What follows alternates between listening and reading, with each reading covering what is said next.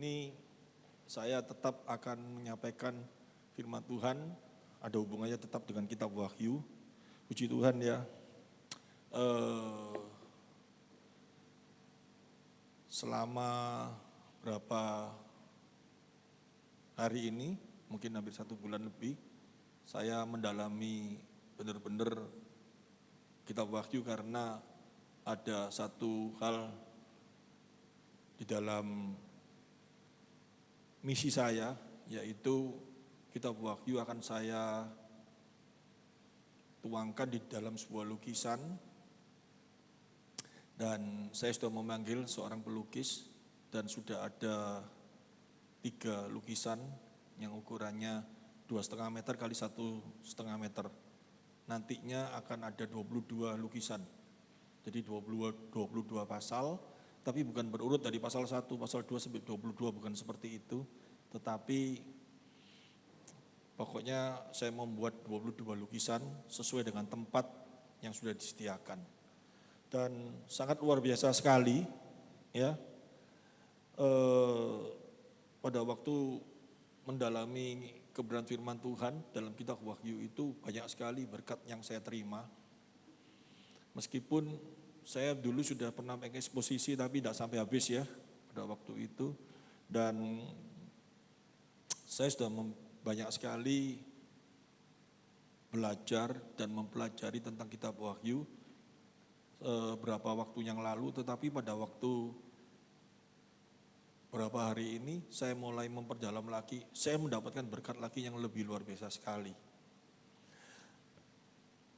Hari ini firman Tuhan akan saya mulai dari kebebasan, arti kebebasan di dalam kehidupan manusia. Salah satu dari kebebasan yang harus ada pada orang percaya setelah terima Kristus dalam hidupnya itu apa? Kita tahu kita dibebaskan dari dosa, amin. Setiap orang minta merdeka.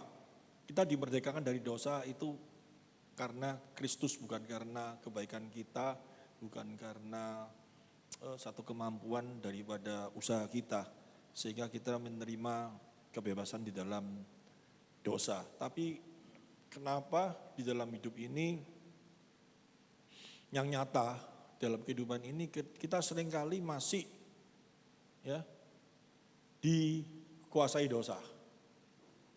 Seolah-olah seperti itu toh, sering jatuh di dalam dosa. Bagaimana caranya? Bagaimana kita menghadapi dosa ini? Ya,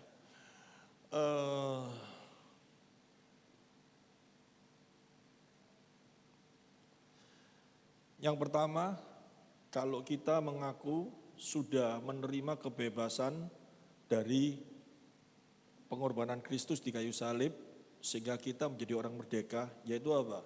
Kita bisa lepas dari tuntutan diri atau keinginan diri yang tidak sesuai dengan kebenaran firman Tuhan.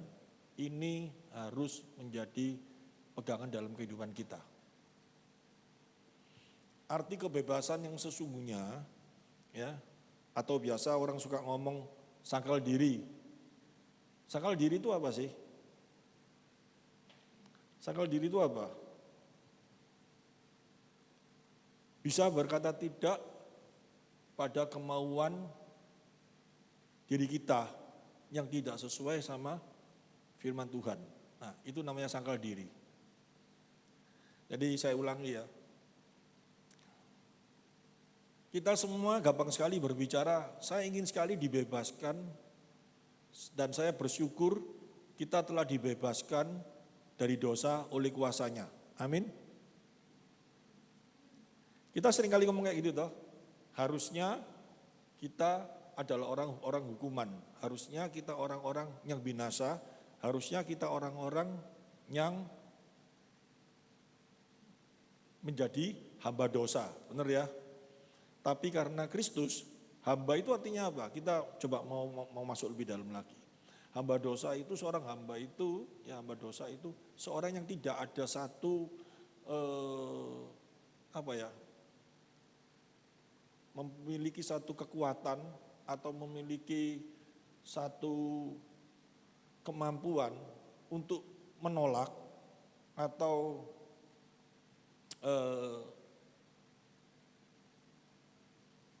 berontak ataupun tidak mau menerima apa yang menjadi keinginan tuannya. Itu seorang hamba, pengertian seperti itu ada pada waktu itu seorang hamba. Ya sekarang sih di dalam kehidupan dunia ini kan kalau hamba tidak ada hamba yang seperti itu ya. Mungkin pegawai atau pembantu itu pun nggak bisa, harus menuruti apa yang menjadi kemauan tuannya. Ya berontak ya didatengin polisi, hak asasi begitu kuat. Tapi pada waktu zaman lampau, seorang hamba itu tidak memiliki bukan harga diri, tetapi tidak memiliki nilai sama sekali di hadapan tuannya. Sehingga apa yang menjadi kemauan tuannya, seorang hamba itu harus menuruti. Bahkan seorang hamba pada waktu zaman lampau itu, sampai pun mampu dijual belikan seperti barang gitu, tidak ada nilainya sama sekali. Dan kita itu dulunya hamba dosa. Tapi karena Kristus, ya, kita menjadi hamba kebenaran. Nah, untungnya apa sih kalau kita mengaku sebagai hamba kebenaran itu? Dan manfaatnya apa? Kalau cuman manfaatnya ya, bahwa kita harusnya menerima hukuman kekal di neraka, tetapi karena kasih Kristus, ya, kita dimerdekakan sehingga kita tidak masuk ke neraka, kita masuk di surga. Seperti itu ya. Kalau bukan cuman seperti itu, tapi kalau manfaatnya hanya seperti itu saja dalam kehidupan kita, ya kok terlalu kecil sekali. Karena yang nyata dalam kehidupan ini bukan seperti itu. Kita memang pada waktu kita percaya Kristus, kita pasti masuk surga, pasti. Tapi nyatanya dalam kehidupan ini, Kristus mau mati bagi kita, Kristus memberikan hidup bagi kita, supaya kita memperoleh hidup kekal. Tetapi Tuhan juga ingin kita hidup di dalam kebenarannya. Kita hidup di dalam dunia ini, Tuhan inginkan kita memiliki damai sejahtera di dalam Dia. Nah, caranya kayak apa? Ini yang menjadi satu hal yang rasanya di dalam pikiran kita ini masih kacau. Karena apa? Kalau aku sudah terima Kristus, aku percaya Yesus adalah Tuhan. Dan Dia mau mati bagiku, ya. Kalau aku nanti mati, aku pasti masuk surga. Amin. Tapi kenyataan dalam hidup ini, aku kok mengalami satu beban masalah yang rasanya tak terselesaikan dalam hidup ini. Kok cek berarti? Nah, terus orang-orang mengambil satu sikap supaya bisa ternetral pikiran seperti itu. Pemikirannya kayak apa? Ya, di dalam Kristus kita memang siap seperti itu. Sakal diri, cuma ngomong kayak gitu. Pikul salib. Jadi sakal diri, pikul salib seolah-olah kalau mau di dalam Kristus kita harus menderita.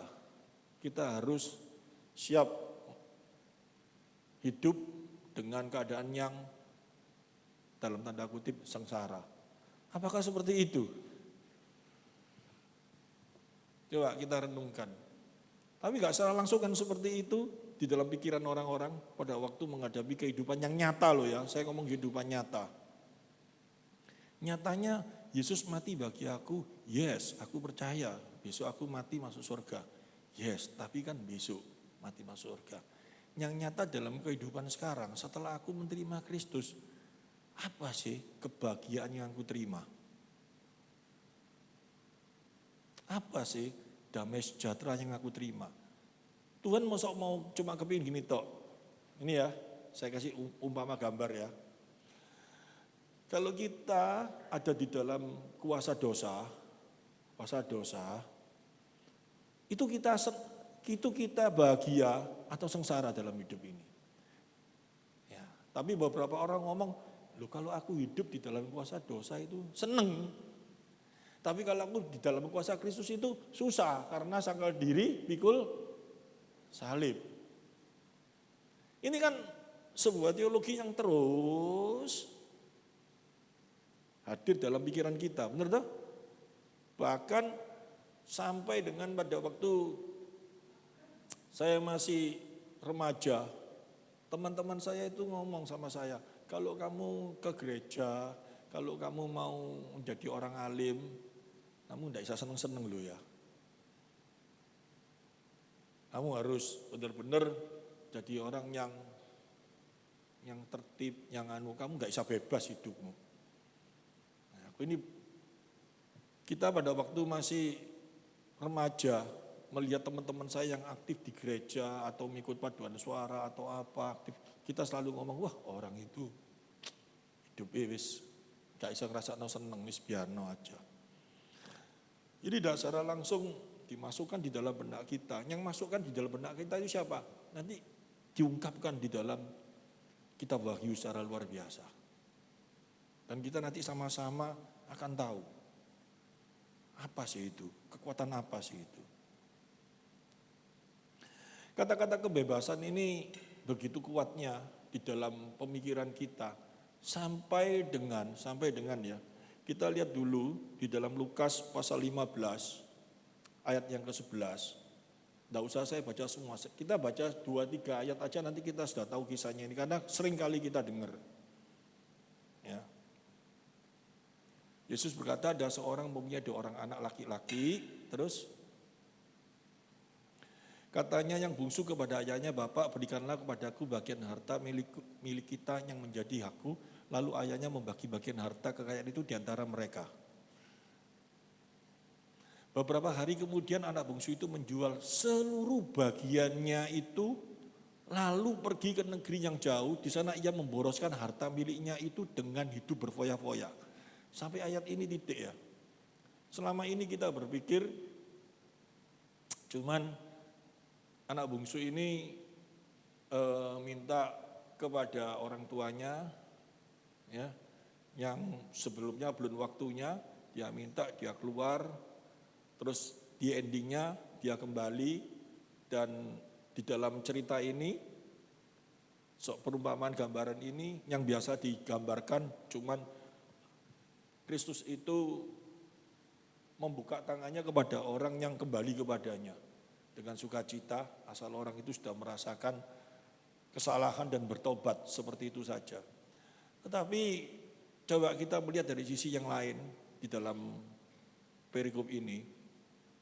Beberapa hari kemudian anak bungsu itu menjual seluruh bagiannya itu, lalu pergi ke negeri yang jauh. Ia memboroskan harta miliknya itu dengan hidup berfoya-foya. Yang pertama, kalau kita lihat di dalam perikop ini, kalau anak ini hidup sama orang tuanya, dia pasti dibatasi toh. Dia nggak bisa hidup seenaknya sendiri, dia nggak bisa hidup semaunya sendiri. Benar ya? Segala sesuatu pasti yang menentukan siapa? Orang tuanya, ya toh? Nah, orang tuanya tetap di dalam kedaulatan Allah, seperti itu. Kalau orang tuanya mengasihi Tuhan. Sehingga dia rasanya, aku ingin hidup yang betul-betul merasakan senang. Kan seperti itu ya. Dia bukan mengingini harta orang tuanya, tetapi sesungguhnya di dalam hatinya dia ingin hidup bebas. Dia ingin merasakan segala sesuatu, tidak ada pengekangan, tidak ada sesuatu yang menekan dirinya. Sehingga apa? Dikatakan dalam ayat 13 ini, dia menerima hartanya itu banyak, bukan hartanya itu karena dia mengingini harta orang tuanya. Konteksnya ya, bukan keinginan harta, dan dia kalau sudah terima harta banyak dia jadi orang kaya, bukan seperti itu. Tapi hartanya dijual, dibuat apa? Senang-senang, dibuat apa? Segala sesuatu menurut hatinya, dia merasa dia ini bebas. Dia sedang menentukan dirinya sendiri.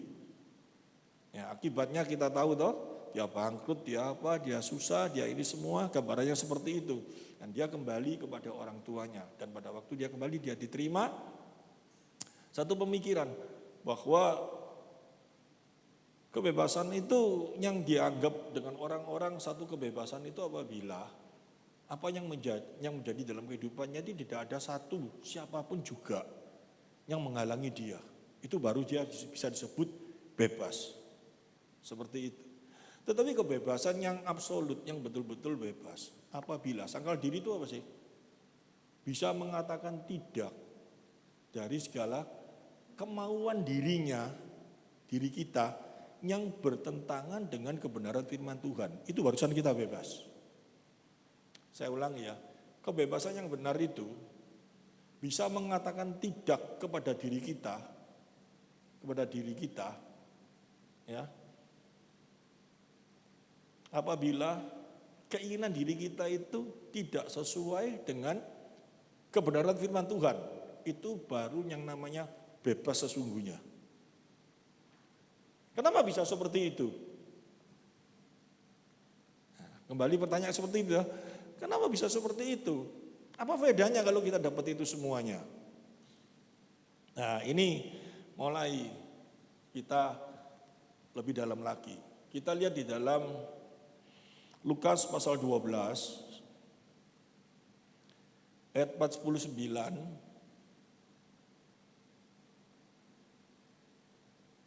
Dua ayat saja. Aku datang untuk melemparkan api ke bumi, dan betapakah aku harapkan api itu telah menyala. 50. Aku harus menerima baptisan, dan betapakah susahnya hatiku sebelum hal itu berlangsung. Ini dua ayat ini nanti akan kita jabarkan sedemikian dalamnya. Yang pertama coba kita lihat 49. Aku datang untuk melemparkan api ke bumi. Api ke bumi itu apa sih? Sebetulnya orang, nanti kita akan masuk kitab Wahyu ya. Orang kalau belajar kitab Wahyu itu langsung mesti ngomongnya apa? Wah, kitab Wahyu itu sulit, angel, paling sulit, paling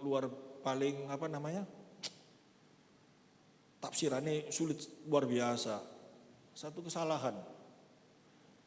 Pada waktu saya baca kitab Wahyu, sekarang saya belajar kitab Wahyu. Kitab Wahyu itu ayatnya paling gampang. Paling gak sulit. Nanti coba kita sama-sama melihat ya. Kitab Wahyu itu gampang. Kitab Wahyu itu digambarkan sedemikian gampangnya. Kalau kitab Wahyu itu sulit. Lucu gitu loh. Kenapa lucu? Yang membuat sulit itu manusianya sendiri. Tapi kitab Wahyu itu ungkapan yang sangat gampang. Kenapa gampang? Situasi kitab Wahyu itu ditulis orang-orang yang percaya kepada Kristus, anak-anak Tuhan. Pada waktu itu situasinya sangat sulit. Mereka dianiaya, mereka dibunuh, mereka mengalami satu penekanan yang begitu kuat dari pemerintahan pada waktu itu, bangsa Roma ya. Terus Tuhan ngasih wahyu dengan tafsiran yang sulit sampai dikatakan mungkin orang sekarang salah tafsir pakai chip 66 itu lambang chip. Kira-kira loh ya, pada waktu hidupnya Yohanes, Rasul Yohanes, orang-orang yang sudah stres karena tekanan yang begitu berat. Terus Rasul Yohanes ngomong, kamu nanti pakai 66 yaitu chip. Kira-kira orang-orang itu tahu pakai apa?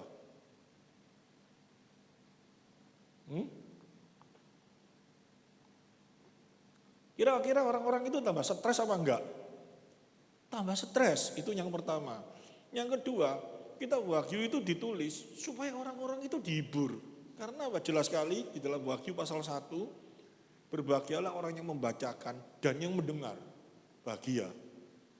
Tapi kalau kitab Wahyu itu sulit dimengerti, nanti ada perempuan pelacur,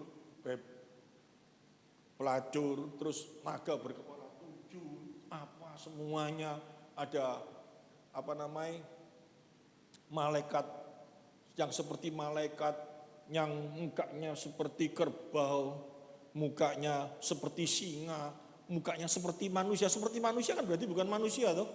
Ya, saya pada waktu melukis itu saya ngomong-ngomong sama pelukisnya, mukanya seperti manusia loh, bukan manusia. Loh terus kayak apa? Ya kayak konak gitu nanti aku. Kamu kan setengah manusia tak gitu no. Lu ngawur Pak, kayak apa? Ya pokoknya kon gambaran pokoknya bukan seperti manusia itu kayak apa?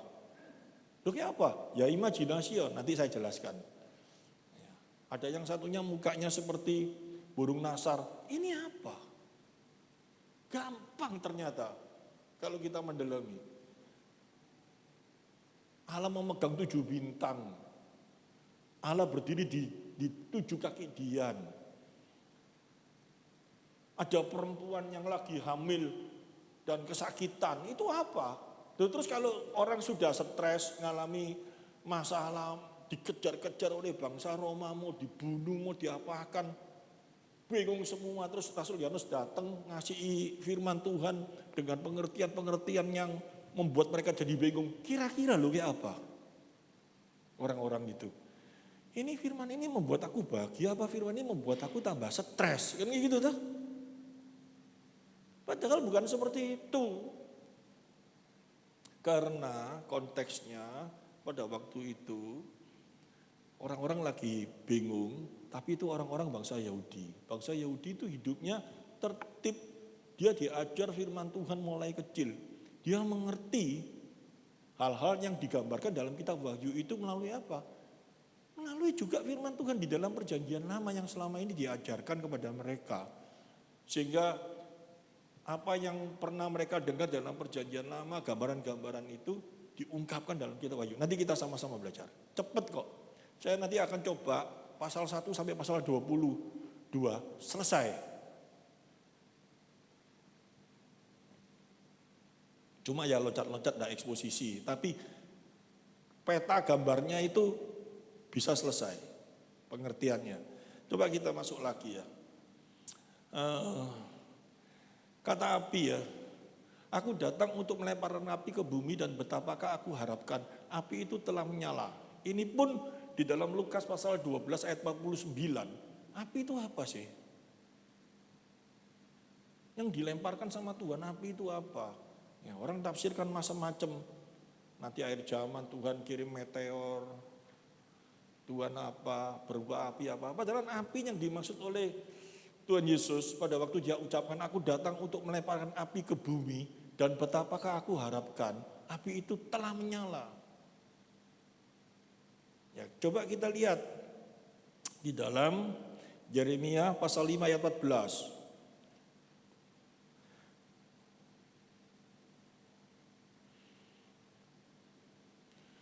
Sebab itu beginilah firman Tuhan Allah semesta alam, oleh karena mereka berkata seperti itu, maka beginilah akan terjadi kepada mereka.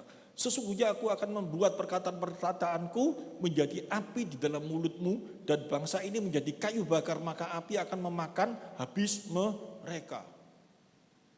Kalau kurang paham, kita baca mulai ayat 11.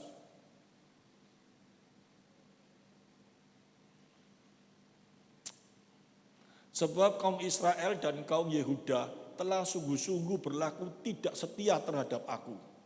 Demikianlah firman Tuhan. Mereka memungkiri Tuhan dan berkata, dia tidak berbuat apa-apa, malah petaka tidak akan menimpa kita. Perang dan kelaparan tidak akan kita alami. Para nabi akan menjadi angin, firman Tuhan tidak ada pada mereka. Jadi gak dianggap firman itu apa sih itu loh. Ya, terus sebab itu beginilah firman Tuhan Allah semesta alam, oleh karena mereka berkata seperti itu, maka beginilah akan terjadi kepada mereka. Sesungguhnya aku akan membuat perkataan-perkataanku menjadi api dalam mulutmu. Jadi api dalam mulutmu itu bukan Yeremia ngomong terus dari mulutnya Yeremia keluar api bual gitu, bukan. Tapi firman Tuhan itu begitu dahsyat, begitu kuatnya luar biasa, ya. Bagi setiap orang, dampak dari firman Tuhan itu akan selaksa seperti apa? Api yang membakar apa? Habis kayu bakar. Kayu bakar itu Anda enggak tahu kayu bakar ya. Saya barusan ngerti bedanya kayu bakar dengan kayu biasa. Ya, karena saya secara langsung kan juga hidup sama orang-orang yang ada di daerah Trawas itu, malam-malam bakar. Saya ngambil kayu sembarang dibakar, dia ngomong, Pak ini tidak bisa dibakar, ini kalau dibakar malah meletus-meletus tapi tidak bisa terbakar. Karena ini bukan kayu bakar. Ya, contohnya apa? Salah satu kayu kayak kayu jati atau kayu gaharu gitu ya, saya punya, tak bakar. Yang terbakar tasnya tok, nanti lama sekali mati sendiri, sulit dibakarnya. Tapi kalau memang kayu bakar, kayu yang betul-betul sudah bukan berarti cuma kering saja, kering memang butuh. Tetapi ada yang memang kayu yang memang untuk bahan bakar ya. Itu disulut sedikit aja, sebentar itu sudah terbakar luar biasa. Begitu cepatnya terbakar. Dan ini digambarkan firman Tuhan. Sebenarnya yang dilemparkan oleh Tuhan Yesus itu apa? Firman Tuhan. Nah, cuman coba kita kembalikan ya. Di dalam Lukas pasal 12 ayat 9 itu. Hati-hati dalam kehidupan kita. Kita mengaku sudah dimerdekakan di dalam Kristus. Amin. Kita mengaku sudah dimerdekakan di dalam dosa. Amin. Tetapi dalam kehidupan kita sehari-hari, ya, kita tidak pernah merasakan api daripada kebenaran firman Tuhan itu dalam kehidupan kita. Ini bahaya. Ini dikatakan aku datang untuk melemparkan api ke bumi dan betapakah aku harapkan api itu telah menyala. Benar-benar firman Tuhan itu hadir di dalam kehidupan setiap orang percaya. Rasanya kayak apa sih? Pentingnya apa sih api itu? Hebatnya apa sih api itu? Apalagi di dalam ayat yang ke-50 ada satu penjelasan seperti ini. Aku harus menerima baptisan. Menerima baptisan ini ya, ayat 50, kalau kita mau melihat konteks di atasnya, Tuhan Yesus sudah dibaptis tidak pada waktu dia ngomong seperti ini? Sudah. Masa dia mau dibaptis lagi? Kan nggak mungkin toh. Baptisan ini menuju kepada apa? Salib. Jadi aku harus menerima baptisan, kesengsaraan di salib. Dia harus menerima baptis, ya. Dan betapa susahnya hatiku. Susahnya hatiku jangan kita berhenti di sana, koma toh. Tapi ada terusannya, sebelum hal itu berlangsung. Nah, ini ada satu hal yang luar biasa di dalam ayat ini yang kita terima. Berarti Kristus pada waktu di Taman Getsemani, dia memang begitu getar, begitu luar biasa, ya, menghadapi salib.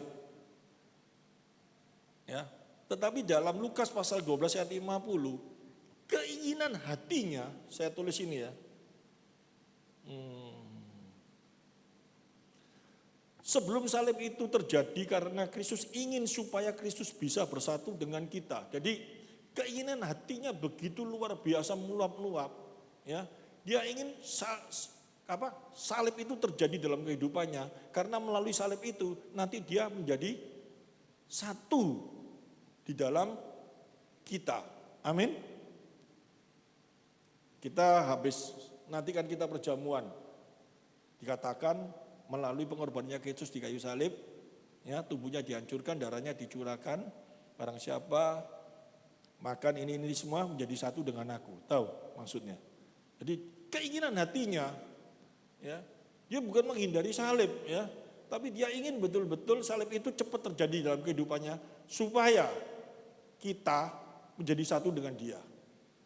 Nah, hebatnya apa sih kalau kita menjadi satu dengan dia? Perlunya apa sih kita menjadi satu dengan dia?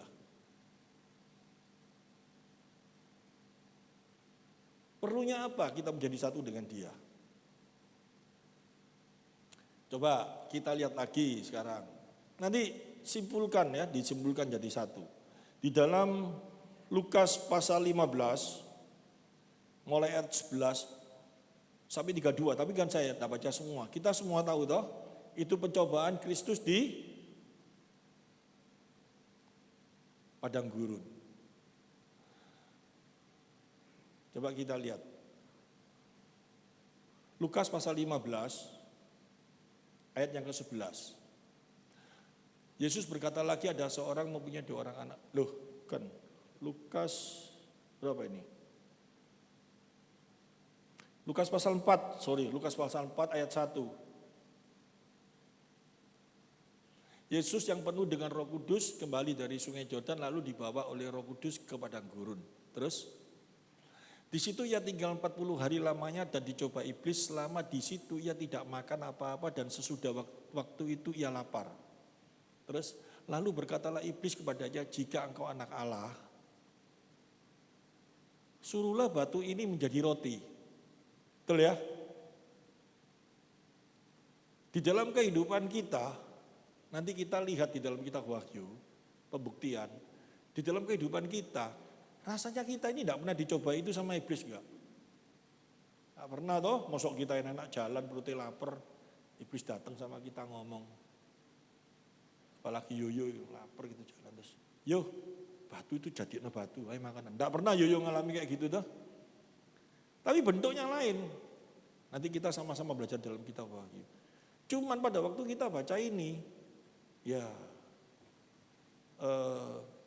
itulah Yesus dicobai sama iblis. Nek saya kan tidak pernah dicobai. Kan kayak gitu toh.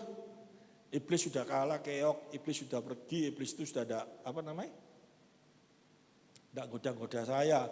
Iblis yang ditakutkan sama kita itu apa? Kita ketemu gandong atau bebek gombel, kita tahu takut luar biasa, apalagi di rumah kita, ya ada setan, ada apa yang nakut-nakutin, yang dulu kita tidak ke gereja karena ditakuti sama setan, kita panggil pendeta, terus kita mau ke gereja, yang goblok itu iblisnya apa siapa? Masa iblis itu kayak gitu? Berarti iblisnya itu lebih hebat daripada seorang penginjil, benar nggak?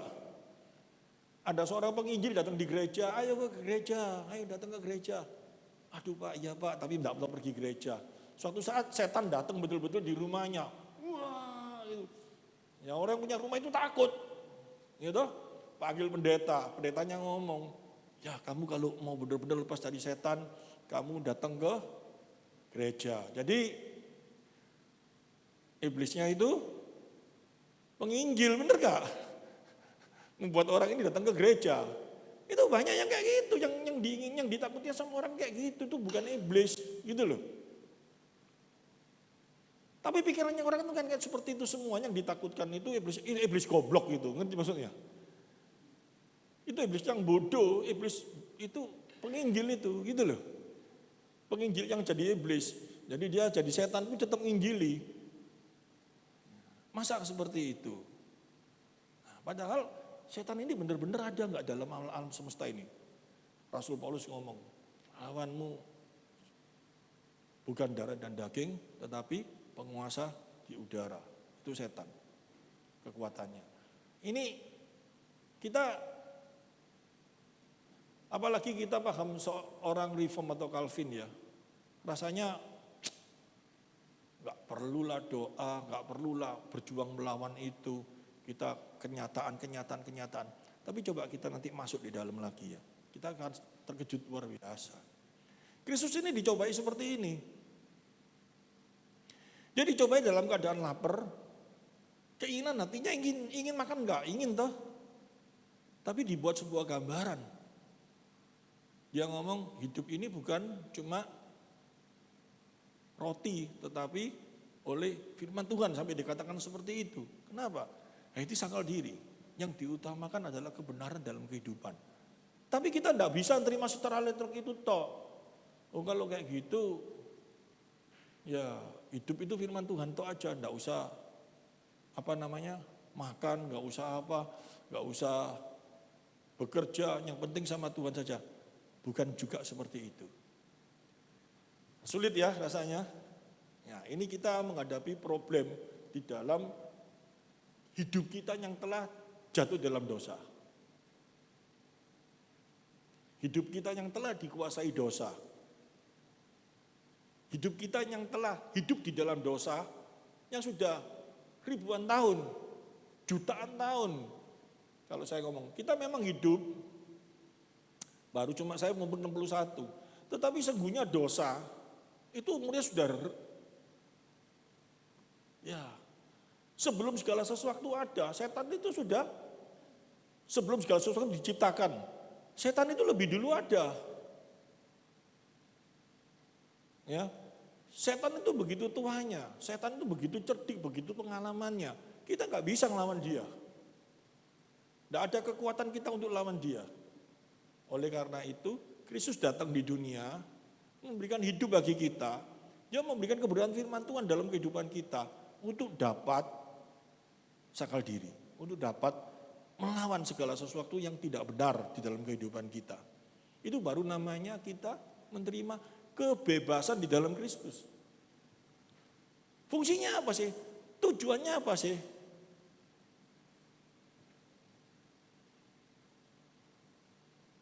Nah, coba kita mulai melihat. Ini persoalan masalah ini terjadi mulai dalam kitab Kejadian sampai berujung hampir di dalam kitab Wahyu. Ke dalam kitab Wahyu itu diungkapkan semua, digambarkan semua kembali. Ini loh kejadiannya. Lawanmu ini siapa? Kekuatan yang ada di dalam kehidupan ini yang membuat kamu menjadi sengsara ini siapa? Ini dalam kitab Wahyu ini digambarkan secara dalam seperti itu. Dan manusia, dalam kehidupan manusia ini pikirannya macam-macam. Apalagi sudah dikuasai dosa. Yang sekian lama, meskipun kita ngomong, aku percaya Yesus Tuhan, aku mati masuk surga. Yes, tapi kenyataan hidup, itu cuma kita tidak berani ngomong. Mana bisa sih aku senang, mana saya suka cita, mana bisa sih seperti aku kayak gini.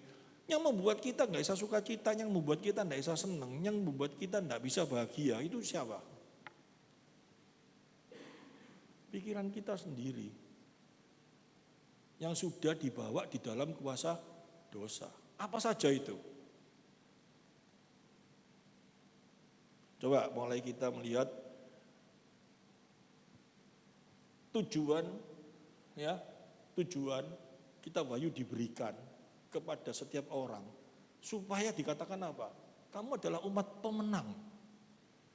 Pemenang itu menang dari kuasa dosa, menang dari segala sesuatu. Kalau sudah dikatakan gitu, betul-betul kita sukacita enggak?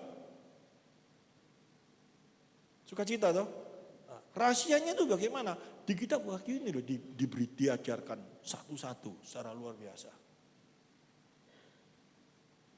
Jadi kalau orang enggak mau mempelajari kitab Wahyu dan kitab Wahyu dianggap itu cuma akhir zaman, salah. Ngerti maksudnya? Kitab Wahyu itu sesuatu kerinduan Tuhan untuk berkata-kata sama orang-orang yang lagi menghadapi stres, menghadapi tekanan yang berat. Kitab Wahyu itu dihadirkan ini loh. Kitab Wahyu itu berbicara apa sih sebetulnya yang utama? Dia berbicara tentang kedaulatan Allah. Nah, sebelumnya kita masuk kitab Wahyu, kita mau percaya dulu enggak? Bahwa itu Allah berdaulat dalam hidup kita. Amin? Enggak ada yang amin. Amin enggak? Allah itu berdaulat dalam hidup kita. Kamu mau di dalam kedaulatan Allah atau di dalam kedaulatan setan atau di dalam kedaulatan dirimu sendiri? Kalau kamu mau di dalam kedaulatan Allah, itu karena apa? Kamu percaya enggak bahwa di dalam kedaulatan Allah itu kita percaya bahwa rencana Allah itu baik? Rencananya sampai di mana? Nah, kita harus mengerti dulu itu dengan benar. Kalau kita tidak mengerti ini dengan benar, kalau rencananya cuma rencananya Allah baik, ya, terus kita ngomong kita ada di dunia ini, nanti kita kalau nyembah Dia kita baik, hidup kita pasti kaya raya. Ya Anda salah. Kesalahannya apa? Itu dari dalam kitab Wahyu dikasih tahu. Karena ada kekuatan yang seperti Allah, ngerti maksudnya? Akan membawa kamu kepada hal yang demikian yang membuat kamu menjadi sengsara.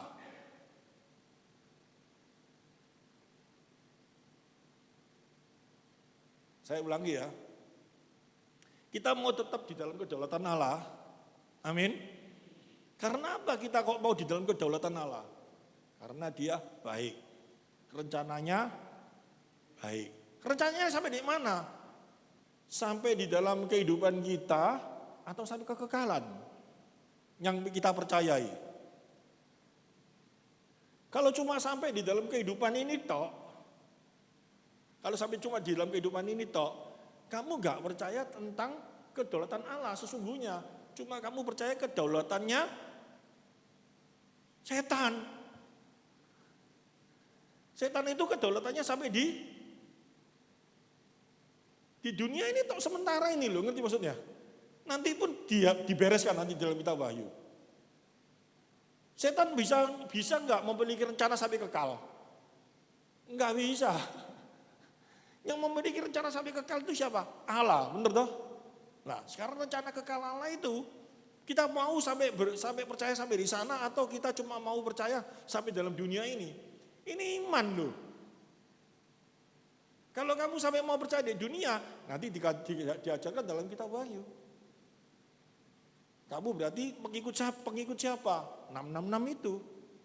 Tapi kalau kamu mau percaya di dalam rencana Allah yang kekal,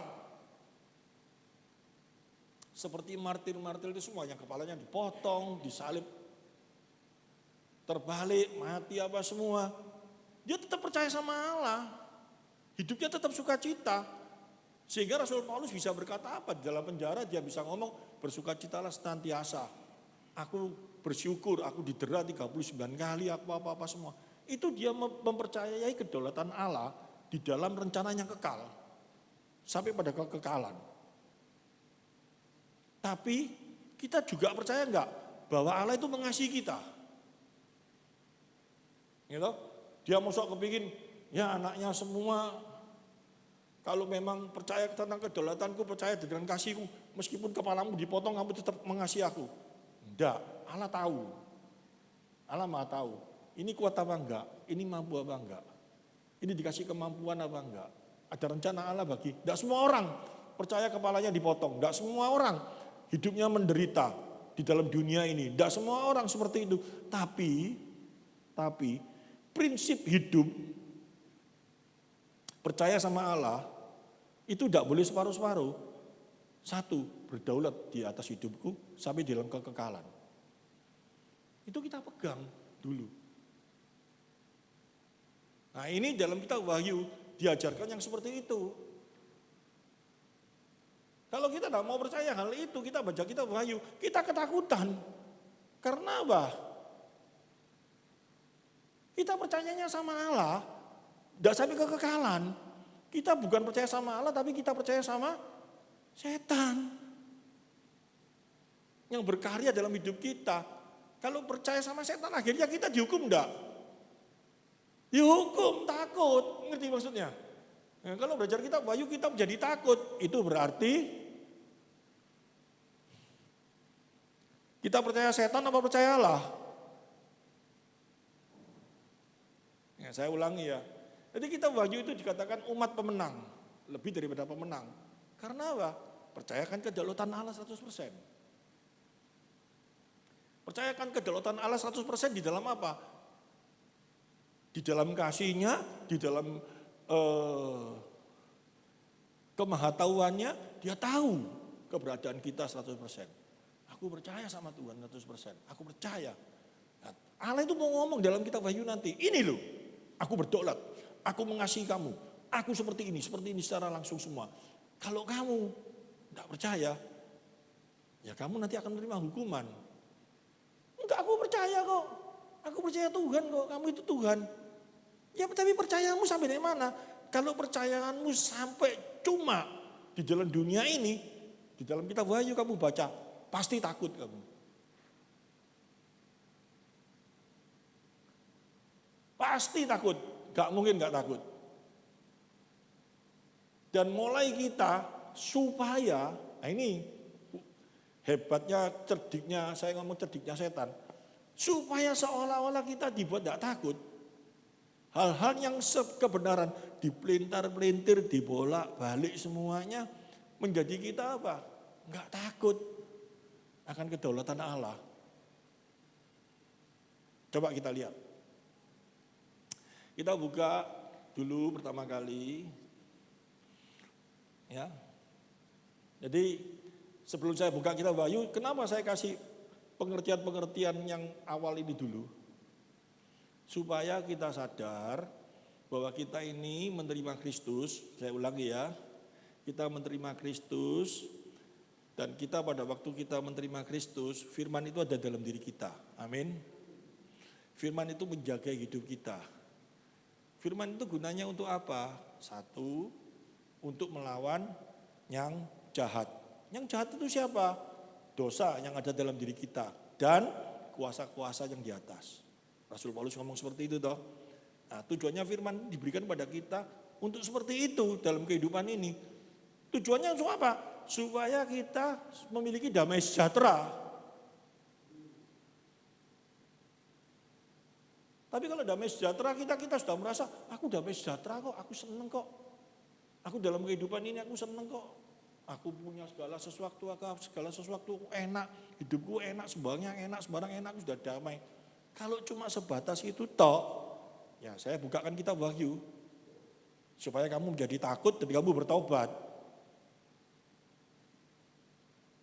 Tapi kalau kamu percaya kedaulatan Allah, kamu sudah mengerti Allah itu baik, Allah itu berdaulat atas hidupmu dari awal sampai kekekalan nanti. Kamu kalau masih takut, ya rada aneh teologimu, tak bukakan kitab Wahyu supaya kamu bersuka cita. Nih, coba kita mulihat. Wahyu pasal yang pertama. Ayat yang 1. Nanti kita cepat kok loncat selesai. Nanti saya akan buka sampai dengan Wahyu pasal 17. Ya, karena yang akan saya buka Wahyu pasal 1, Wahyu pasal 4, Wahyu pasal 12, Wahyu pasal 13, Wahyu pasal 17. Tapi cepat, enggak saya baca satu-satu. Ini hampir mewakili seluruh planning Allah, apa yang harus dihadapi oleh orang-orang percaya. Nah, situasi di dalam kehidupan tadi saya sudah jelaskan toh. Orang-orang mengalami ketakutan karena tekanan toh. Tekanan begitu berat. Sekarang dalam kehidupan kita menghadapi tekanan enggak? Enggak ada dalam kehidupan ini enggak menghadapi tekanan. Semua menghadapi tekanan. Mungkin Anda uang cukup, Anda dapat tekanan di dalam hal finansial. Tetapi Anda akan menghadapi satu tekanan yang lain lagi. Dan yang lebih bahaya lagi, segala sesuatu yang kita miliki secukup apapun juga, kalau tidak kita di dalam Tuhan, bahaya sekali loh, kita bisa merasa kurang.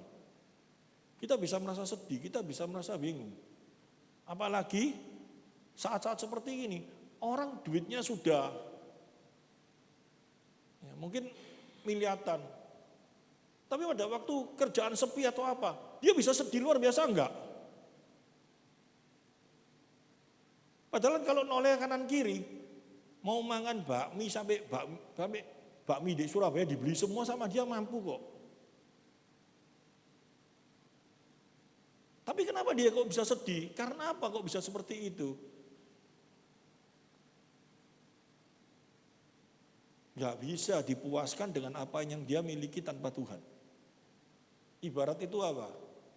Saya pernah baca sebuah buku, seekor tikus yang dimasukkan paralon, di depannya itu dikasih daging atau makanan yang diikat di kepalanya. Dia kejar makanan itu terus gak bisa kena toh. Karena di depannya dia terus karena ada ikatan gini toh. Ditalikan di sini. Kejar terus. Manusia seperti itu kalau tanpa Tuhan. Menghadapi kehidupan itu. Sengsara enggak kayak gitu. Sengsaranya luar biasa kalau kayak gitu itu. Nah, coba kita lihat. Inilah baju Kristus yang dikaruniakan Allah kepadanya. Supaya ditujukan kepadanya kepada hamba-hamba yang apa yang harus segera terjadi dan oleh malaikatnya yang diutusnya ia telah menyatakan kepada hambanya Yohanes. Coba kita lihat di dalam supaya cepat ya. Wahyunya kita buka.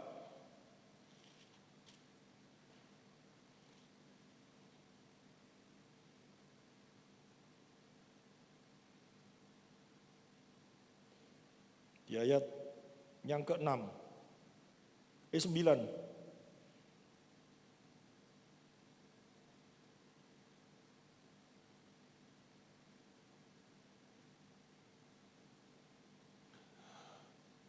Aku Yohanes saudara sekutumu dalam kesusahan, dalam kerajaan, dan dalam ketekunan menantikan Yesus. Dari sini aja kita ngerti toh. Yohanes ini menulis situasi orang-orang ini dalam situasi yang sangat genting, yang sangat berat ya. Dikatakan dalam kesusahan, dalam kerajaan, dan dalam ketekunan menantikan Yesus. Berada di pulau bernama Patmos oleh karena firman Allah dan kesaksian yang diberikan oleh Yesus. Patmos itu kayak kalau zaman sekarang di Indonesia ini Nusa Kambangan gitu loh, hukuman.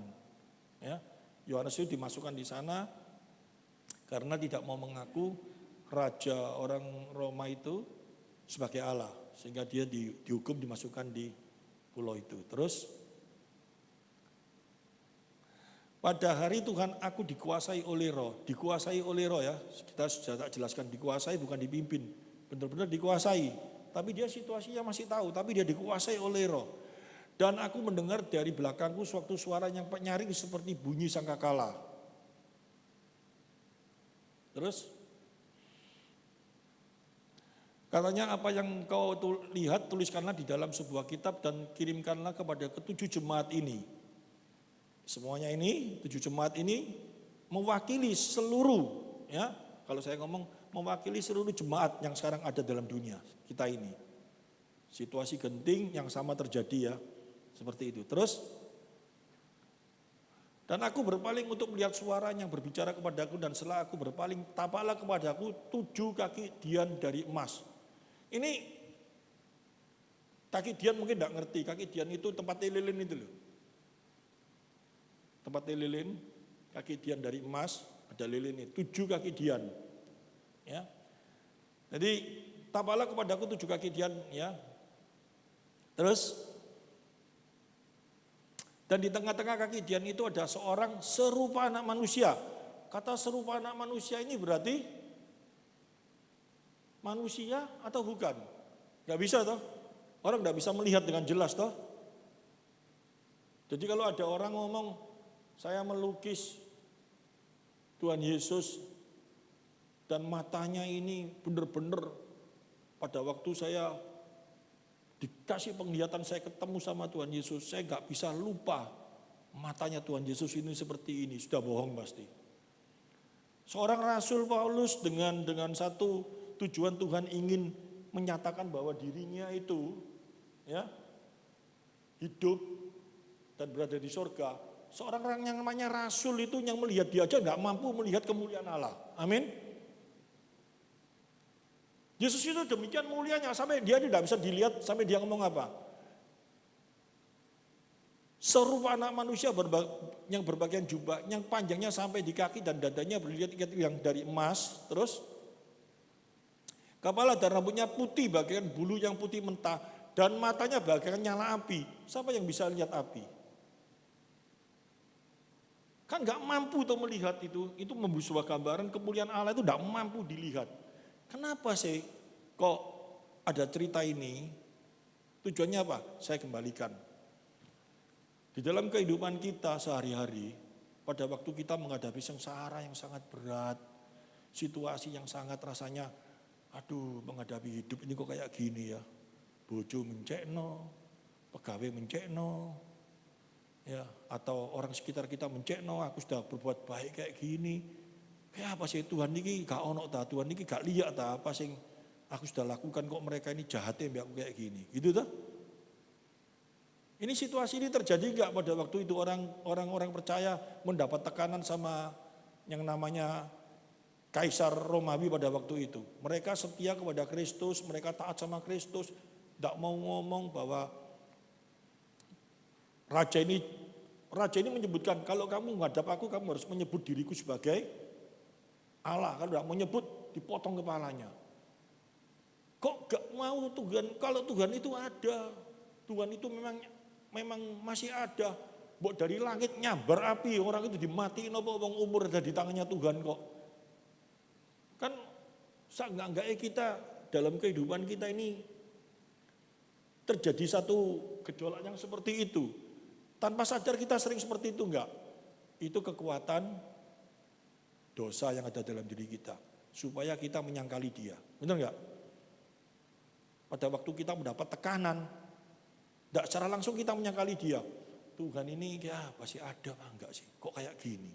Ini ada kok dibiarno kayak gini. Nah, orang-orang itu ngomong kayak gitu, ngerti maksudnya? Orang-orang yang terbeban itu, waduh, berat sekali.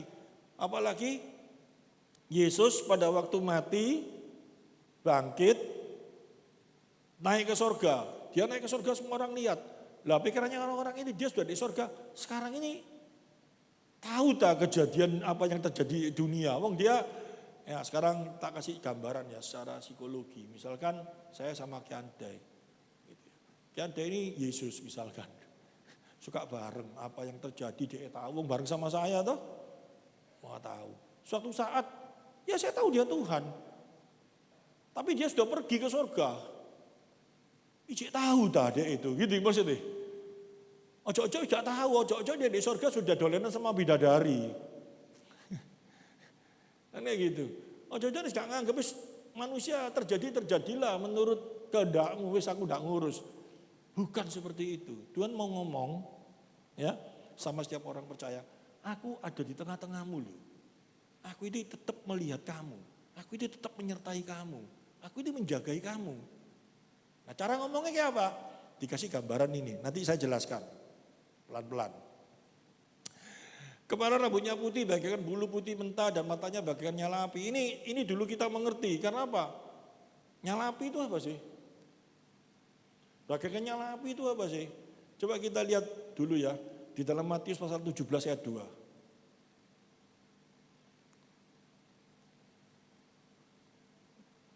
Lalu Yesus berubah rupa di depan mata mereka, wajahnya bercahaya seperti matahari dan pakaiannya menjadi putih bersinar seperti terang. Ini dikasih sebuah gambaran dulu tuh, pada waktu Yesus menerima kemuliaan pada waktu di dunia tuh. Matanya seperti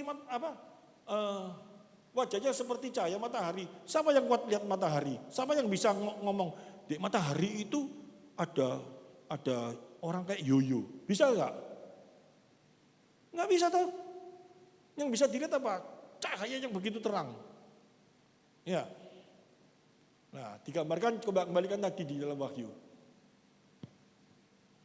Ini Wahyu berapa tadi itu?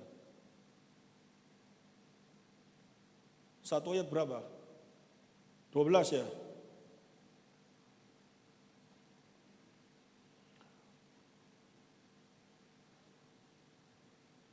Terus 13?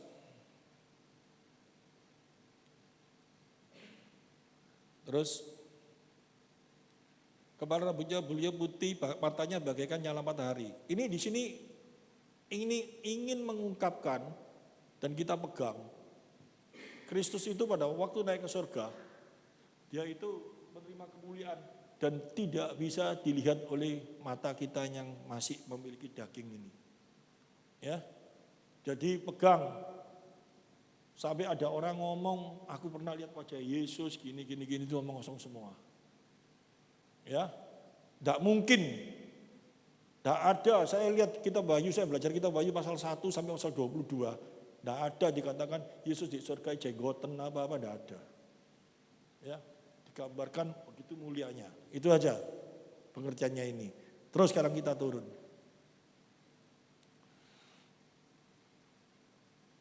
Cepat dikit.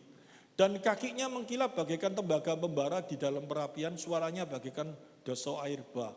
Ya, deso air bah ini kalau di eksposisi dari mulutnya ini terus menerus firman Tuhan itu tidak pernah berhenti.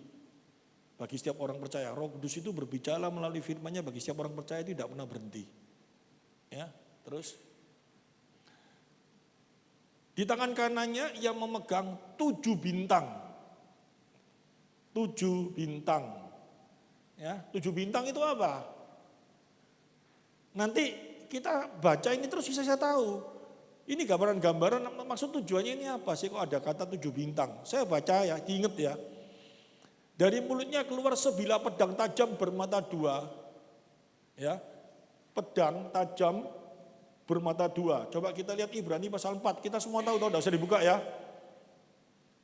Pedang tajam itu berbicara tentang apa? Dari mulutnya keluar pedang tajam itu apa?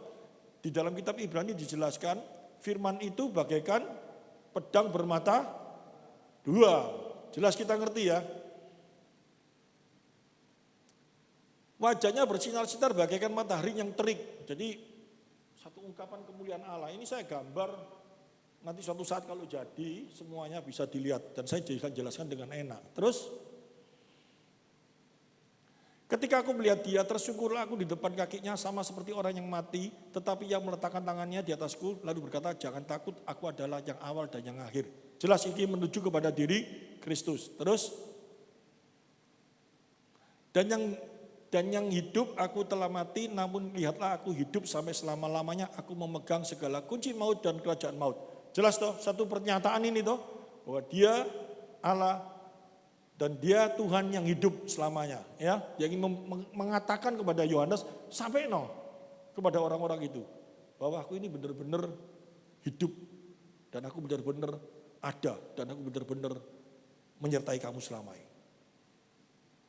Dan kalau kita baca ini cuma kita gini tok. Masa sih? Ya jadi aneh toh. Padahal kalau kita baca kitab Wahyu ini,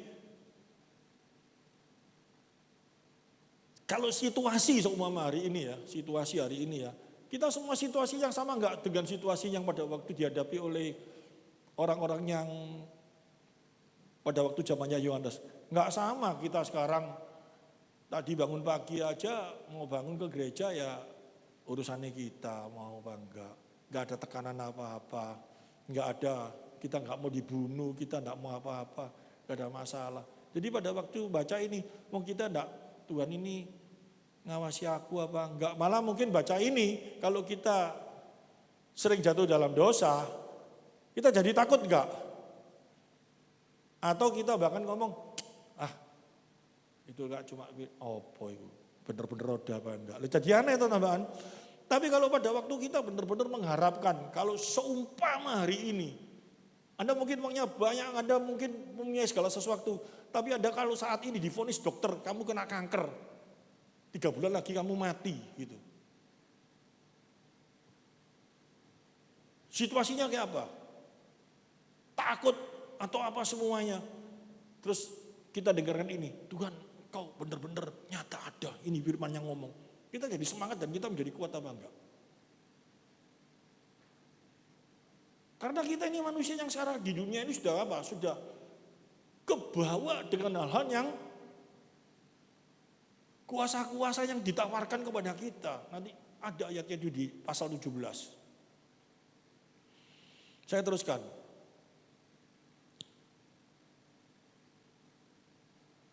Karena itu tuliskanlah apa yang telah kau lihat baik terjadi sekarang maupun yang akan terjadi sesudah ini. Terus, dan rahasia 7 bintang yang telah kau lihat pada tangan kananku dan 7 kaki Dian itu, 7 bintang itu ialah apa?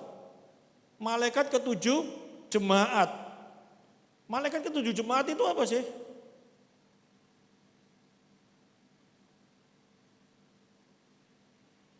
Penjelasannya gampang kok itu, malaikat 7 jemaat itu. Kita lihat di dalam Wahyu pasal 2 ayat 1.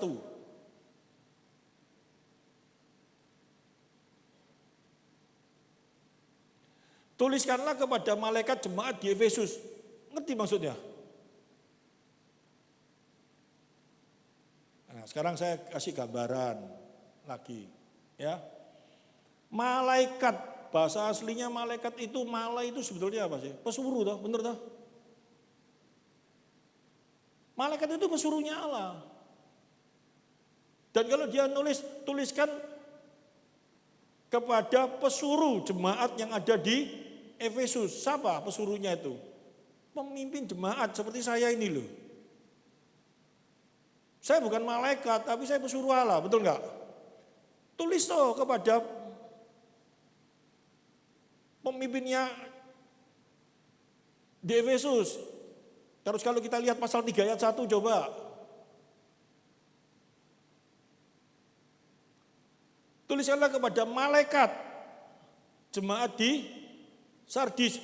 Kalau kita Wahyu ini ditulis sama Yohanes, tujuannya dikasih nama malaikat. Kalau benar-benar malaikat yang ada di Gunung Efrata, ini malaikat. Tujuannya apa? Malaikat ini berbicara tentang 7 bintang itu apa? Berarti pengertiannya pemimpin gereja itu ada di dalam kuasanya. Kata 7 itu sempurna toh? Ada di dalam kuasa Tuhan. Tuhan bukan enggak melihat, ada di dalam tangannya. Digambarkan di tangan kanannya 7 bintang itu. Terus tadi kembalikan di dalam Wahyu tadi. Ingat pasal berapa tadi? Ayat berapa?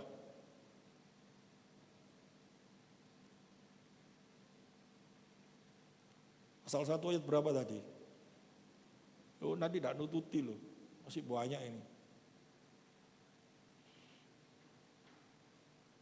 Ya.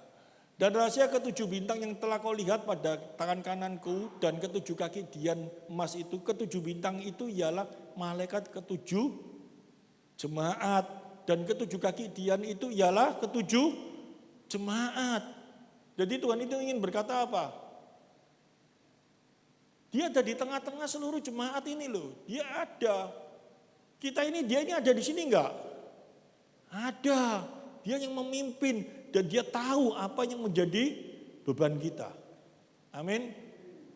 Ya, jadi Wahyu pasal 1 itu dia ingin dibukai dengan perkataan seperti gitu karena orang-orang gelisah toh. Tuhannya ada kok. Misalkan ini zamannya ISIS, kita enak ibadah, moro-moro datang. Dua, ditembaki semua. Loh Tuhan ini kayak apa kok dibiarno sih? Besok kejadian di sana bunuh. Loh Tuhan ini masih ada tak? Ada. Ya ini loh yang ngomong. Ngomongnya siapa pada waktu itu? Dia ngomong sama rasulnya Yohanes, dikasih penglihatan. Aku ini ada loh. Dan aku ini benar-benar ada. Ini loh, kamu lihat aku kan tidak bisa toh? Dan dia ngomong, aku ada di tengah-tengahmu. Dan ke-7 pemimpin itu ada di dalam kuasaku. Gak usah khawatir, gak usah gelisah kamu. Paham? Terus orang-orang yang mati itu kayak apa? Sekarang keadaannya, kan kayak gitu toh. Mulai gelisah semua toh. Orang-orang mati ini kayak apa keadaannya?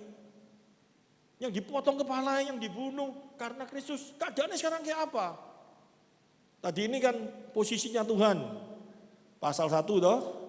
Nanti pasal 2, pasal 3 itu berbicara, jemaat Sardis, jemaat ini itu kehidupan itu tidak saya bahas, tidak nututi semua.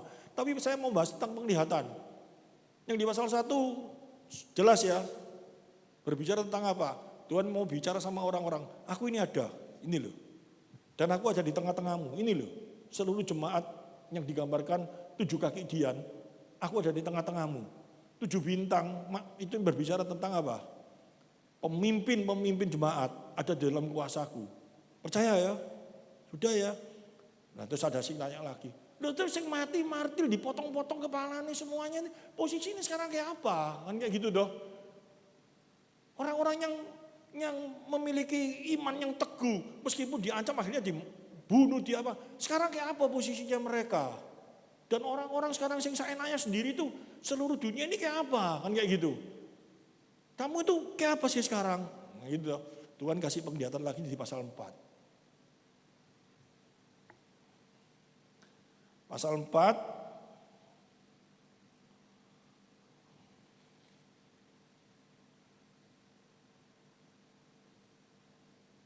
ayat pertama.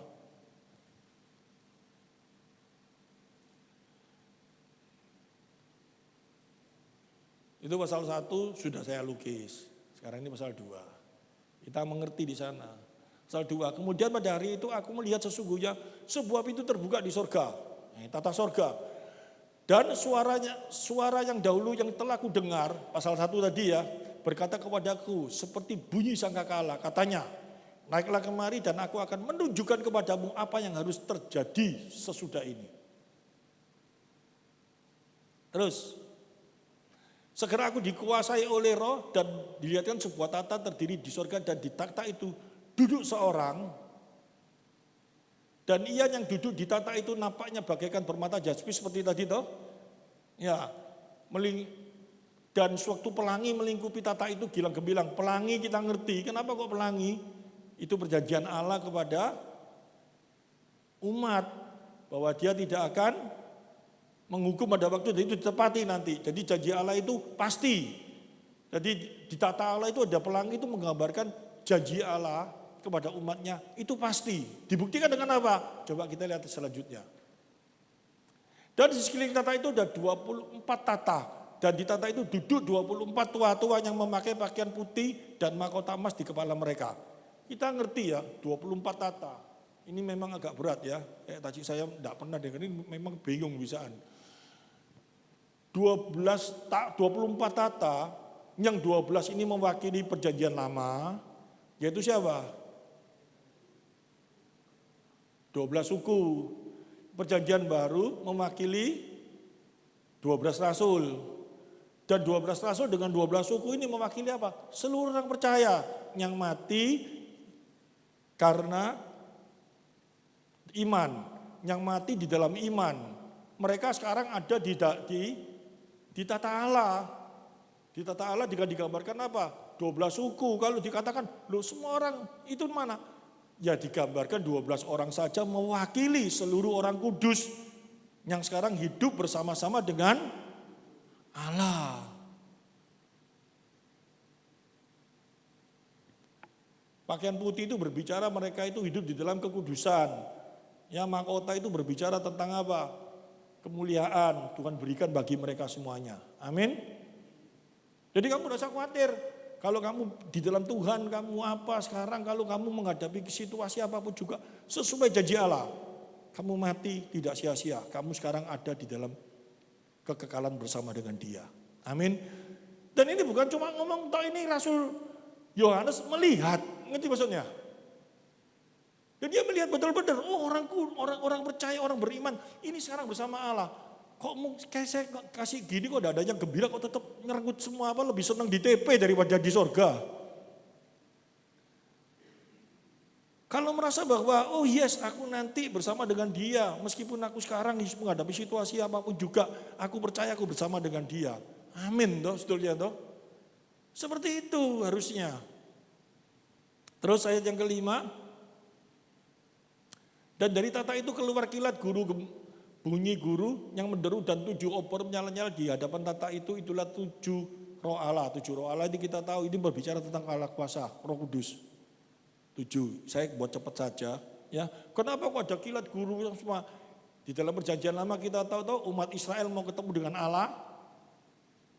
Ada suara guru, suara apa. Ini satu pernyataan tata Allah itu begitu luar biasanya. Cuman itu aja. Tapi ada berdek, ada ya takut semua, enggak lah kayak gitu. Tapi ini berbicara tentang kemuliaan Allah. Ya, itu pelukis saya ngomong, ini dikei berdek, ojo. Itu kemuliaan Allah kayak berdek kayak apalah, gak lucu.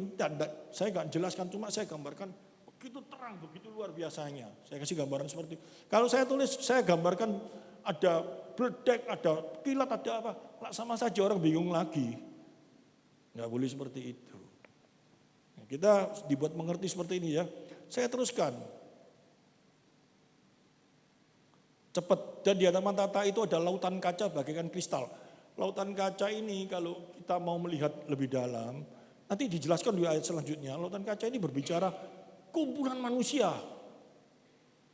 Ya, di tengah-tengah tata itu di sekelilingnya ada 4 makhluk penuh dengan mata di sebelah muka, di sebelah.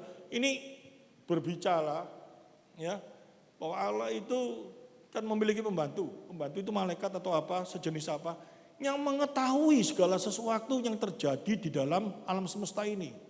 Dia mengetahui segala sesuatu. Allah itu mengetahui segala sesuatu. Terus, adapun makhluk yang pertama, ini seperti singa, kekuatan, seperti kerbau kekuatan, seperti itu yang tajam apa, ini sebuah gambaran-gambaran semua. Jadi Allah itu begitu kuatnya, begitu luar biasanya, sanggup melihat segala kejadian. Ya, terus dan keempat makhluk itu masing-masing bersayap 6. Ya, kudus-kudus-kuduslah itu semuanya. Ini kita tutup sekarang, masuk yang utama di dalam pasal 17. Sebentar 15 menit bisa ini.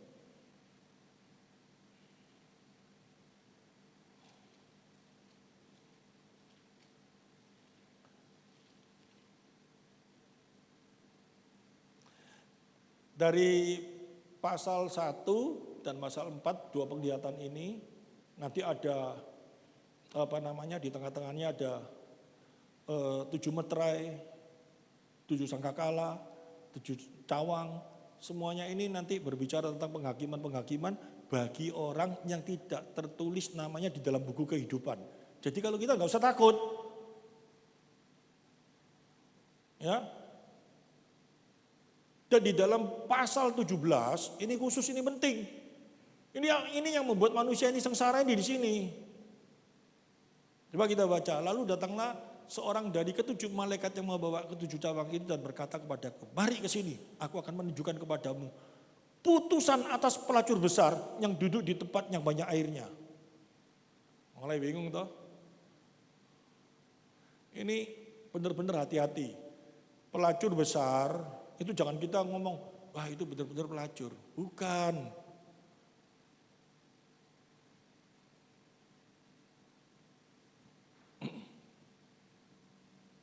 Pelacur besar ini digambarkan, ya kenapa kok digambarkan pelacur besar? Yang duduk di tempat yang banyak airnya. Banyak airnya itu apa? Bukan dia seorang perempuan yang duduk di becek-becek gitu, bukan. Jangan sampai kita punya pikiran kayak gitu jadi lucu. Pelacur besar, seorang pelacur itu digambarkan sesuatu yang memberikan kenikmatan yang sesaat. Kesenangan yang sesaat. Kesombongan, itu nanti ada di dalam diri seorang pelacur. Pelacur itu kalau dalam perjanjian lama bukan literal seorang perempuan nakal yang kita gambarkan seperti ini. Tetapi gambaran-gambaran keterpisahan orang yang tidak mengendalikan Allah apa semua. Dan kuasa-kuasa yang seperti itu yang mengutamakan Allah dalam kehidupan itu digambarkan sebagai seorang pelacur. Di tempat yang banyak airnya, air itu kita tahu dia ada di seluruh keadaan dunia ini. Dia ada di tengah-tengahnya. Kenapa seperti itu? Kita kembalikan lagi di dalam tadi Matius pasal 4. Yesus dicobai enggak? Yang mencobai siapa? Iblis toh. Dia dikasih kuasa enggak? Siapa sih ngomong kalau kamu mau nurut aku, seluruh dunia diberikan kepadamu. Benar enggak? Dia memiliki segala sesuatu enggak? Kekayaan apa semua. Ada di dalam kuasanya enggak? Gegamannya enggak? Benar-benar ada. Dia ngomong sama Tuhan Yesus, itu bukan setan, itu bukan bohong-bohongan, ngerti maksudnya? Seumpama ya, saya ulangi lagi, seumpama Tuhan Yesus mau dikasih segala sesuatu yang dia omongkan, dia bisa enggak? Bisa kok. Memang benar-benar ada. Tapi Tuhan yang memiliki segala sesuatu masuk kayak gitu, enggak mungkin toh. Sehingga dia apa? Dia tolak itu semuanya, dia mengutamakan kebenaran firman Tuhan. Dia taat. Tapi apa yang kita lihat? Di tempat yang banyak airnya. Terus dengan dia raja-raja di bumi telah terbuat cabul, ya, dan penghuni-penghuni bumi telah mabuk oleh anggur kecabulannya. Ini kalau saya ungkapkan satu-satu luar biasa sekali. Dengan dia raja-raja di bumi telah berbuat cabul. Bukan berarti perempuan pelacur ini main sama raja-raja, kalau sekarang sama presiden-presiden berbuat cabul semua. Bukan seperti itu. Tapi apa? Spiritnya, ya, kemauannya, ya, sudah berkuasa atas mereka semuanya. Politik ini rusak enggak? Enggak ada politik yang bersih, itu enggak ada. Dalam dunia manapun juga politik enggak ada yang bersih. Kalau politik bersih itu bukan politik. Politik semua enggak ada yang benar. Dan itu dibenarkan enggak? Oleh dunia. Dibenarkan, dihalalkan. Pokok untuk mencapai segala sesuatu dihalalkan segala sesuatu. Itu ada di dalam kuasanya siapa? Loh enggak, itu berjalan kok sesuai dengan memang harus seperti itu. Enggak secara langsung. Ini ada di dalam cengkraman kuasa iblis. Nah kalau saya ngomong kayak gini, pasti diguyu sama orang-orang yang enggak percaya Tuhan. Orang sering anggap apa? Mosok sih iblis sampai kayak gitu. Loh kita bagi ini mau ngomong, politik ini sedemikian kejamnya, politik itu sebagian rusaknya. Itu karena apa? Ada di dalam cengkeraman kuasa iblis itu sendiri. Dia yang berdaulat, dia sudah bermain di dalam hal yang seperti itu.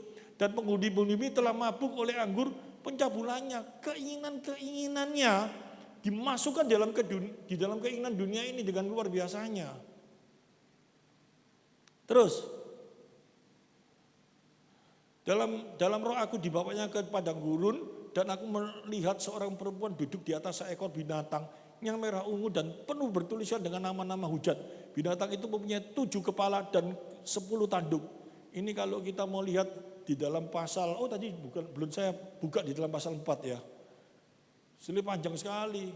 Pasal 12 dan 13. Ini menuju kepada pasal 12 dan 13. Naga itu loh bertanduk 7. Berkah itu kan menunjukkan iblis. Dan wanita ini ada. Ya. Dia duduk di kepalanya iblis itu. Berarti dia ini memang bersama-sama. Spiritnya itu jadi spirit iblis itu sendiri yang berkuasa. Ya. Binatang itu mempunyai ke-7 kepala dan ke-7 10 tanduk. Terus dan perempuan itu memakai kain ungu dan kain kirmisi yang dihiasi dengan emas, permata dan mutiara. Di tangannya ada suatu cawan emas penuh dengan segala kekejian, kenajisian, pencabulan. Ini luar biasa sekali. Perempuan itu memakai kain ungu. Kain ungu itu melambangkan apa sebetulnya? Seolah-olah satu hal yang baik. Satu hal yang luar biasa. Firman Tuhan dipakai untuk diputar-balikan, bisa enggak? Bisa kok, iblis itu berbalikan. Kalau kamu makan, kamu seperti Allah. Yang memputerbalikan firman Tuhan, kebenaran menjadi sesuatu yang tidak benar. Ini banyak yang terjadi dalam kehidupan sekarang. Orang datang di gereja, tujuannya apa? Teologi kemakmuran diberikan. Salah semua. Diputar-balikan semua. Di tangan kanannya ada apa? Emas, permata, dan mutiara. Di tangan kanan ada suatu cawang emas penuh dengan segala kekejian, kenajisian. Mau kaya itu boleh enggak? Boleh. Tapi kalau menghalalkan segala sesuatu untuk kaya, itu yang enggak boleh. Bahkan sampai apa? Sampai melawan hukum Tuhan. Bahkan sampai apa? Tuhan berkata kok, kamu mau kaya boleh kok. Kamu bekerja supaya kamu simpan duit apa semua. Boleh. Tapi kalau tujuan hidupmu hanya cuma untuk kaya, itu yang enggak boleh.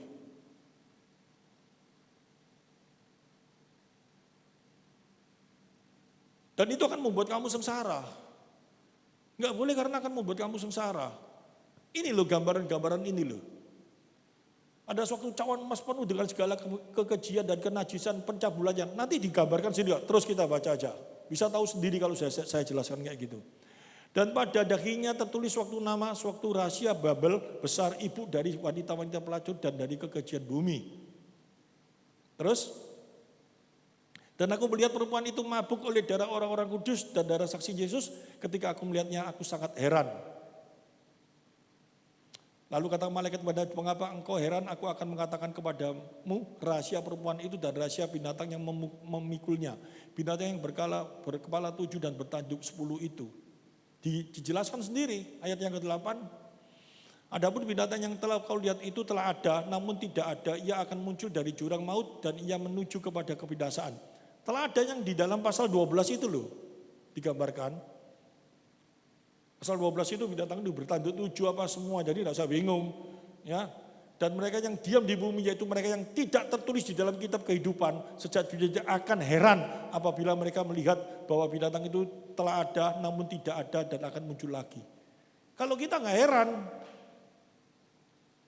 harusnya, karena kita percaya setan itu ada, kekuatan itu ada, kita harusnya nggak perlu heran, nggak perlu heran, nggak perlu wih. Ya memang seperti itu kok. Dan kita yang diharuskan dalam kehidupan orang percaya apa? Waspada kekuatan mereka itu. Yesus ada pada waktu dicobai di dalam Lukas dijelaskan pasal 4 itu apa? Setelah dia mencobai dan Yesus gak kena, dia pergi untuk melihat waktu yang tepat akan datang lagi. Ya seperti itu. Ya. Terus yang penting di sini ialah akal yang mengandung hikmat. Ke-7 kepala itu adalah 7 gunung yang di atasnya perempuan itu duduk. Ketujuhnya adalah juga 7 raja, 5 diantaranya sudah jatuh, yang satu ada yang lain belum datang, dan yang jika ia datang ia akan tinggal seketika saja. Saya tidak mengekspos ini. Terus, dan binatang yang pernah ada dan yang sekarang tidak ada itu ia sendiri adalah raja ke-8, dan namun demikian satu dari ke-7 itu ia telah menuju kebinasaan. 12. Dan ke-10 tanduknya yang kau lihat itu adalah 10 raja yang belum mulai memerintah, tetapi 1 jam lamanya mereka akan menerima kuasa sebagai raja bersama-sama dengan binatang itu. Dia berkuasa tidak kekal, hanya sementara saja. Intinya di sana.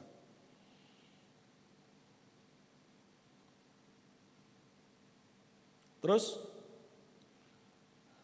mereka ia sekata kekuatan mereka, kuasa mereka berikanlah kepada binatang itu. Mereka akan berperang melawan anak domba, tetapi anak domba akan mengalahkan mereka karena ia adalah Tuhan atas segala Tuhan dan Raja di atas segala Raja. Mereka bersama-sama dengan dia juga akan menang, yaitu mereka yang terpanggil, yang telah dipilih, dan yang setia. Amin. Dari ayat ini kita tahu, kita tidak usah khawatir dengan kekuatan-kekuatan yang ada dalam dunia ini, dan kita berjalan bersama dia.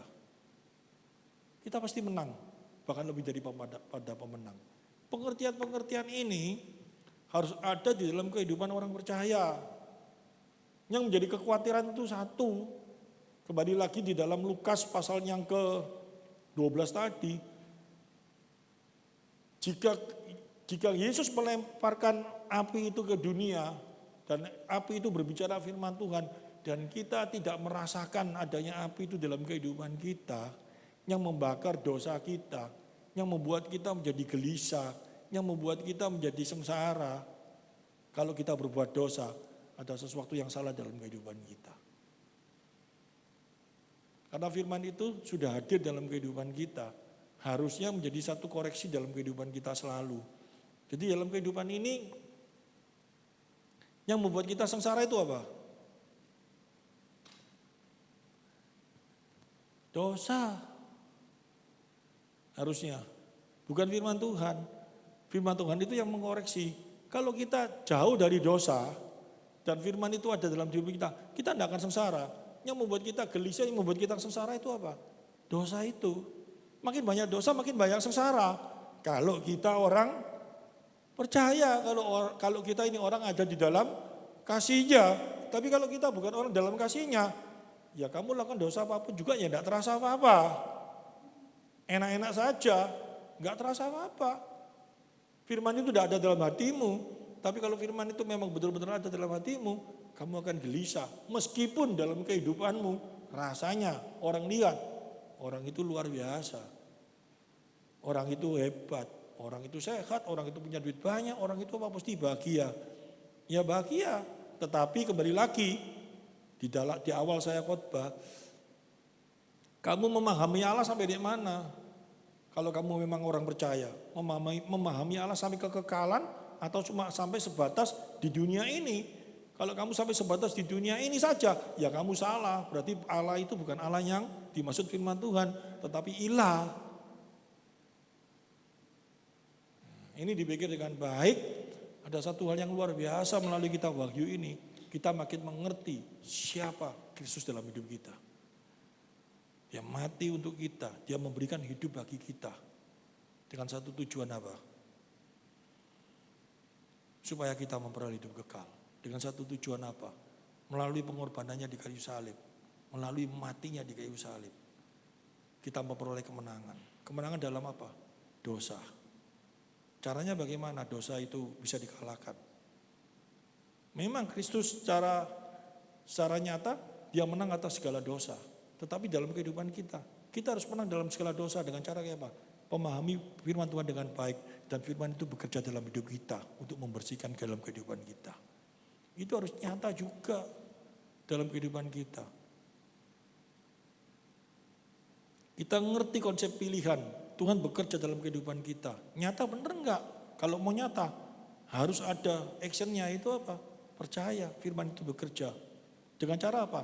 Hati kita dibuat gelisah setiap saat apabila kita melakukan dosa. Macamnya banyak. Ya, suatu saat kalau Tuhan izinkan, saya akan menyampaikan juga tentang dosa-dosa apa yang membuat kita gelisah. Macam-macam, banyaknya luar biasa. Nah, ini kita mulai belajar ini lebih dalam supaya kita lebih mengenal Dia dengan baik. Sehingga makna perjamuan kudus ini yang nanti akan kita lakukan, benar-benar kita berterima kasih atas karya dalam hidup kita. Ya, apalagi besok tanggal 7 ada ibadah di tempat ini, tanggal 7 ya. Ada ibadah di tempat ini, yaitu apa? Ya, Jumat Agung. Di sana nanti kita akan melihat melalui kebenaran firman Tuhan bahwa kematian Kristus itu berdampak dalam kehidupan kita itu apa. Ya, kita masuk perjamuan kudus, kita tundukkan kepala. Tuhan terima kasih, sempurnakanlah pengertian-pengertian